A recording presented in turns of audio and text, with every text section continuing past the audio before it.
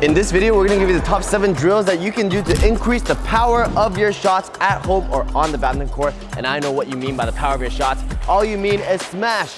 We're gonna be using various equipment and techniques to increase your power generation and smoothness so that you can hit a more powerful shot. And like always, if you enjoy these videos, make sure to like, comment, subscribe, and check out AylexBadmintonAcademy.com for all badminton resources and exclusive merch.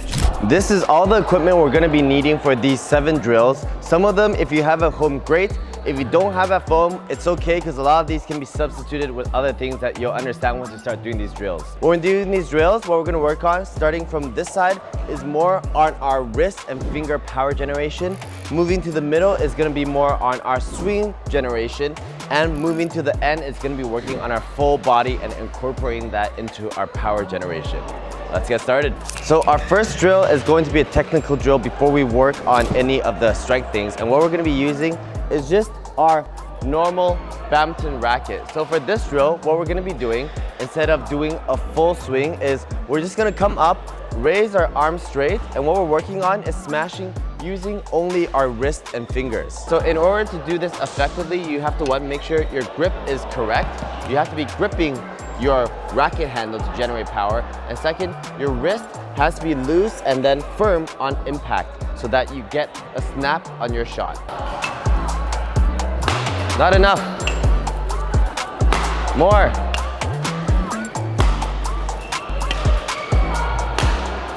All of Paul's shots right now is because he's not using enough of this snap.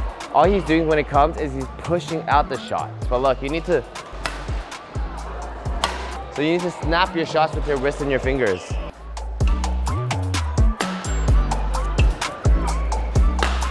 One mistake that Paul is making, and a lot of you are gonna be making too, is that you're gonna be gripping your racket too tight. So that, like him, when it's too tight, it's hard to snap your shot. Our second drill to work on increasing the power generation of what we just did here is we're gonna start off lighter and using just our racket head cover, this half racket head cover. We're gonna take it and we're gonna put it into our racket and close it up. We come up and we just swing like this. Once you start doing this, you'll feel there's a lot more resistance, meaning you're gonna have to really grip your racket to push through. The more resistance that you can create, that means the faster your swing speed is. So don't put your arms so beside you, put it more on top of you. Remember, you're only using your wrist fingers, not your whole arm. Okay, good. Now let's try that drill that we did just at the beginning using just that smash and see how it changed. So now that we felt what power generation is supposed to feel like, let's give him a few more serves and see if he can use that racket head feeling and resistance into that skill earlier we did. Look at that. Instant power increase. I'm telling you, the drills work. Do the drills. It's a little bit inconsistent, but overall the shot speed has increased in some shots. Now we're gonna be taking it from the next level from here, which is using our tennis racket. This whole thing is gonna follow through and help you get used to accelerating your hand and also finishing your shot all the way through. And while we're doing the tennis racket, we're not doing our full swing yet. We're still coming up and just hitting like this. Yeah, make sure you're working on acceleration. Okay, now a few with your normal racket. We're seeing an instant increase after he started hitting with the tennis racket because he got used to that power generation, which is what he's using now to hit his shots. From here, we've gotten through a lot of our drills that require just our wrist and our finger to hit. Now we're gonna start moving towards our swing. So power generation in our swing, we're gonna move from smaller techniques in our swing to larger movements in our swing. So the smallest thing that we can do at the beginning is, one, just throwing birdies. Why? Because when you're throwing the birdie, you have to go through this whole range of motion, same as a badminton swing, and you're swinging forward. Beautiful. 3 more. Good. Good. All right, good. You'll see that what he's doing in those shots is he's going through these full swings, so he's building up the momentum to swing forward, but at the last moment, he's still releasing with his wrists and fingers, which is giving him the proper power generation that we were practicing earlier in our drill. So this is really building up. So let's try with throwing technique and then using a racket to see if we've increased the speed of his smash. Good. Good. Now that we've started including our swing into our small movement, we're gonna focus a little bit away from our wrists and our fingers now. So more focusing on this movement, because this is the most crucial part of our swing after this. 1, 2, and then our big movement swing. So how we're gonna do this is using our resistance band. And what we're gonna do is one person's gonna pull behind you and the other person is gonna come here forward and just practice this motion coming forward. And you have to feel that so one thing you can also do is put your elbow more beside your head so that you're coming forward and not sideways like this. More. And turn your wrist as you're doing it. Yeah.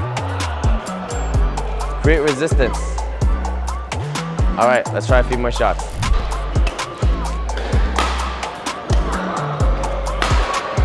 His swing has gotten slower and his power has gotten lower, but that is not the fault of the exercises. That is the fault of the Paul. So still do this exercise, but don't do it like Paul. Our second last exercise is going to be a weighted ball throw. A weighted ball throw is you're gonna be focusing on this whole movement of your swing now and less on your wrist and your fingers on release. So what this is gonna do is as you pull back, you're gonna start generating power not from here anymore, but from all the way back here, accelerating forward, and you're gonna keep accelerating until the ball leaves your fingers. So what you wanna do with this is you're gonna take the ball and you're gonna try to throw it as far as possible. You can do 1, 2, and 3. Yes.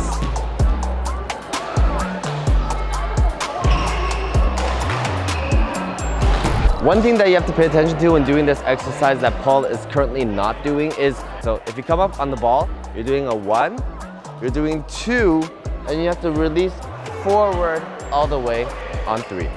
Our last exercise is to start incorporating vertical into the movement, because how do you really generate power after you've gotten your swing down is to be able to use your whole body, and the only way to use your whole body is to be in the air so that you can contract your body. All right, ready?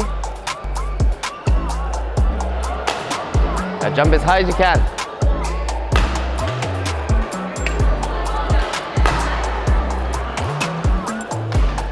Good. You see his tempo is also very good. He's turning, jumping, holding, and then hitting. All right, let's take off the weighted vest and see how you do without it.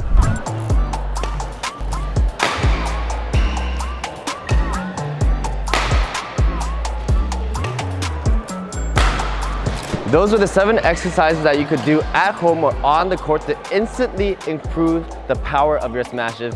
And quite literally instantly. You see, you did each of those for 10-15 seconds and your smash suddenly improved because it helps you get used to how to generate power in your swing. So don't only generate power in your smash, also generate power in your life. Live a powerful life.